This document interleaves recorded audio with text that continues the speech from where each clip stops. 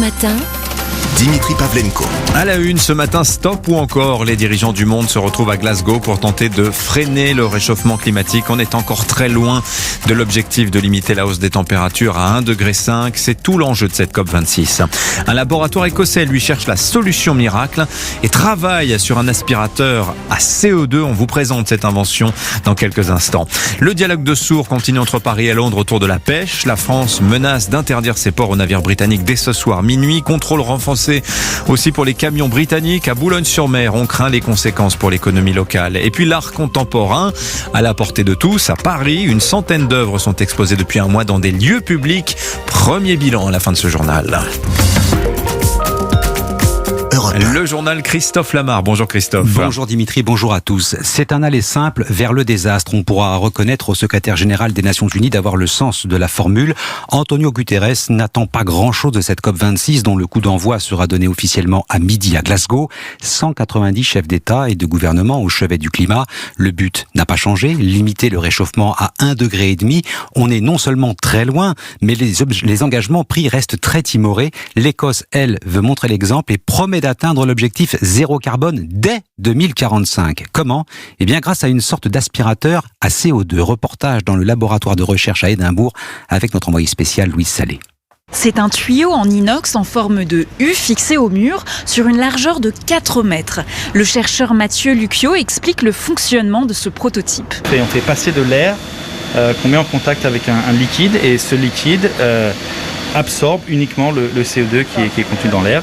Et ensuite, l'air sort de notre installation sans CO2.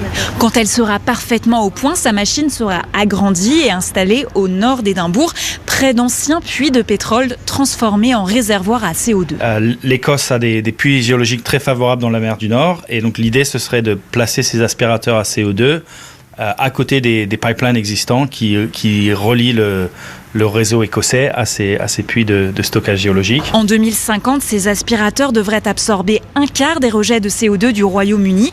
Mais pour qu'ils fonctionnent, et c'est un paradoxe, il faudra beaucoup d'énergie renouvelable, 20% de la production nationale selon des chercheurs de l'université. Un reportage de Louise Salé, envoyé spécial d'Europe 1 en Écosse.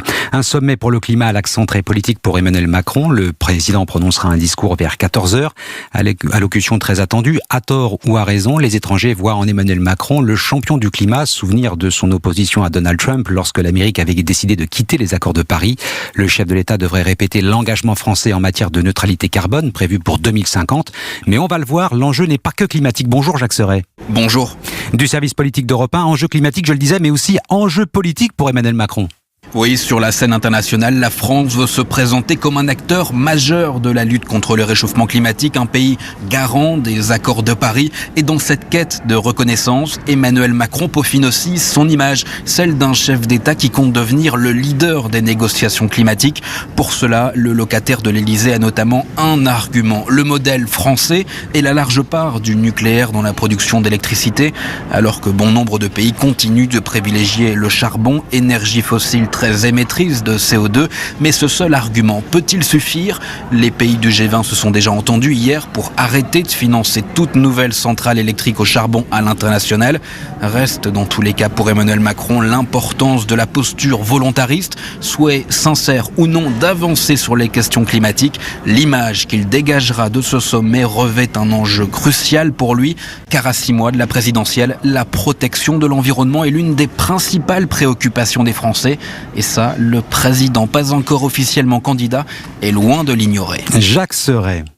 Emmanuel Macron qui devrait retrouver Boris Johnson, le Premier ministre britannique, à Glasgow. Peut-être une nouvelle occasion d'enterrer la hache de guerre dans le dossier de la pêche. Les deux hommes se sont vus hier en marge du sommet du G20. Autre sommet, entretien d'une demi-heure qui n'a rien donné puisque chacun campe sur ses positions. Paris veut plus de licences pour ses pêcheurs. Londres ne veut rien savoir. Un dialogue de sourds pour l'instant, mais le temps presse. On se rapproche de la fin de l'ultimatum français. Ce soir à minuit, les chalutiers anglais seront interdits de citer dans les ports français. Quant aux camions en provenance ou à destination de l'Angleterre, ce sera contrôle renforcé.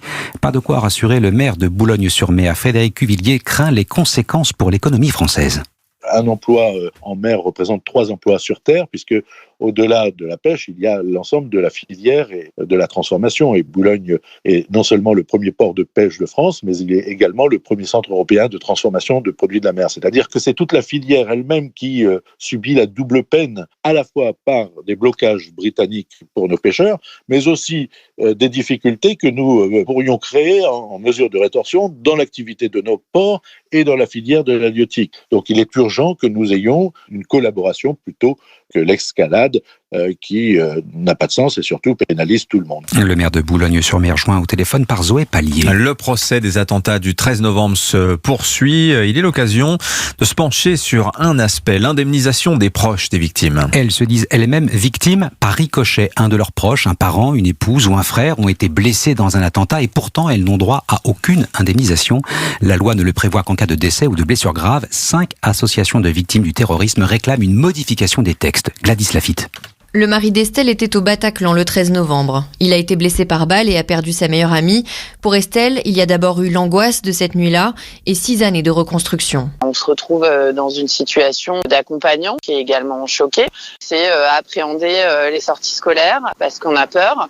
C'est d'expliquer à mon fils depuis 6 ans qui sont ces méchants qui ont fait du mal à papa.